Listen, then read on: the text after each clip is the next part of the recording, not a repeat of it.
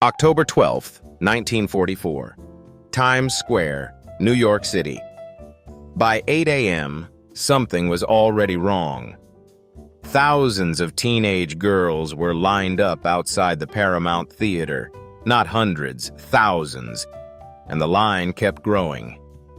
By mid-morning, police estimated the crowd outside had swelled past 10,000. By early afternoon, some reports put the number at over 30,000, spilling into Times Square itself, stopping traffic in one of the busiest intersections on Earth. Windows were reportedly broken. A ticket booth was damaged. Mounted police were called in. Fire trucks were put on standby. New York City, a place that had survived wars, blackouts, and economic collapse without blinking, was, for one afternoon, brought to a standstill by teenage girls trying to see one man sing. His name was Frank Sinatra. And this single day would later be remembered by historians as one of the earliest examples of mass fan hysteria in American pop culture. Today, we're reconstructing exactly what happened, hour by hour.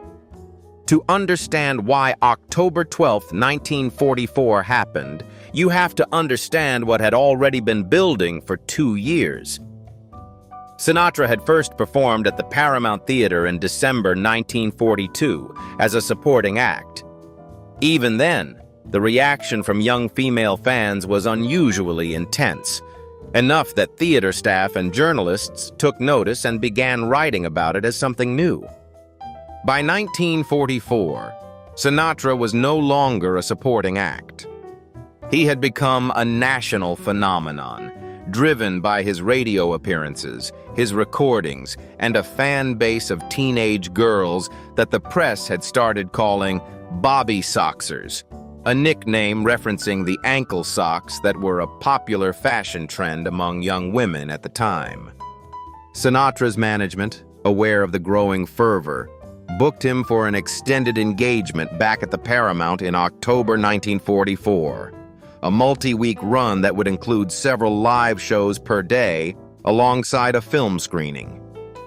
What nobody fully anticipated was just how large the crowds would become for the opening days of that run.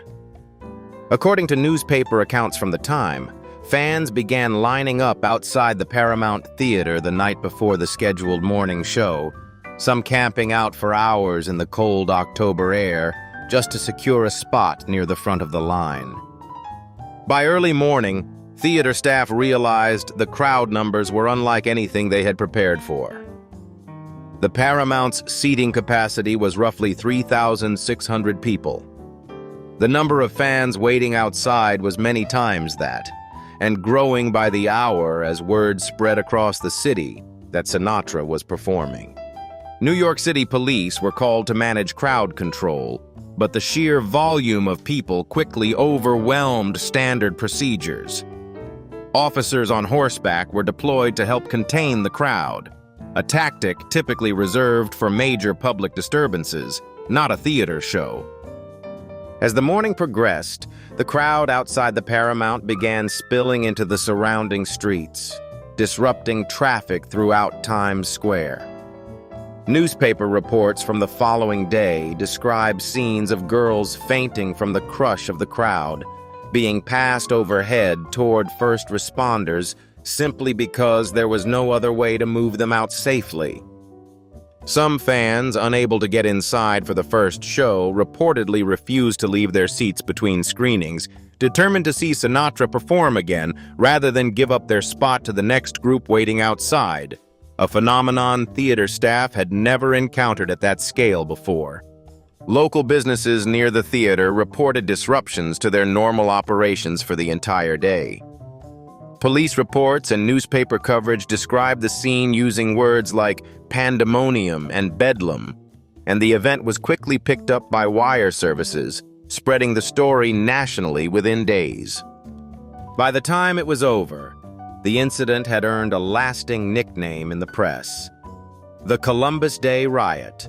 a reference to the fact that October 12th was Columbus Day, a public holiday, which likely contributed to the enormous number of young fans who were out of school and free to attend.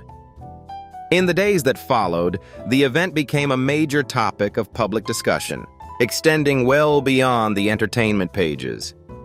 Newspaper columnists, radio commentators, and even some public officials weighed in, debating what the event revealed about American youth culture, mass media, and the influence of celebrity. Some commentators expressed concern about the behavior of the crowd, viewing it as a sign of declining discipline among young people. Others treated it as a fascinating new cultural phenomenon worth studying, an early recognition that entertainment and fame were beginning to operate on a scale not seen before. For Sinatra himself, the event cemented his status as more than a popular singer. It confirmed that he had become the center of a nationwide cultural moment.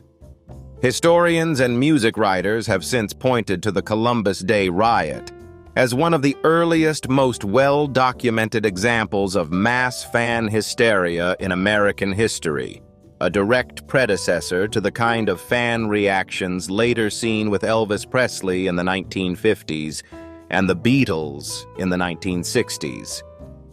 The significance of October 12, 1944, goes beyond the spectacle itself. It marked a turning point in how the entertainment industry understood celebrity and audience behavior. Sinatra's management and record label took note of the commercial power behind this level of fan devotion, and it shaped promotional strategies for popular musicians for decades to follow. It also placed Sinatra at the center of a broader cultural conversation about the emerging power of mass media, radio, film, and print, working together to create a level of fame that hadn't fully existed before in quite the same way. For Sinatra, the event brought both benefits and challenges. It elevated his career to new heights, but it also placed enormous public scrutiny on him at a young age, a dynamic that would follow him throughout the rest of his career as his public and private life increasingly became subjects of media attention. One theater, one singer, tens of thousands of fans, and a city brought to a standstill for an afternoon. The Columbus Day Riot wasn't just a chaotic day in New York City. It was the moment America first saw what modern celebrity could look like at full scale. Frank Sinatra walked into the Paramount Theater that morning as a rising star. He walked out as something the country hadn't quite seen before.